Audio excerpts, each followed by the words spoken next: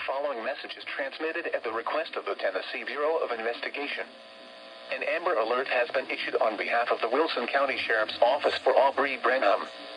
Aubrea is a 16-year-old white female, 5 feet 3 inches tall, 125 pounds, with brown hair and blue eyes.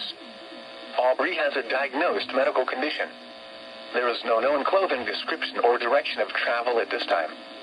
Aubrea may be with Hilario Fuentes. Hilario Fuentes is wanted by the Wilson County Sheriff's Office for contributing to the delinquency of a minor and solicitation of a minor.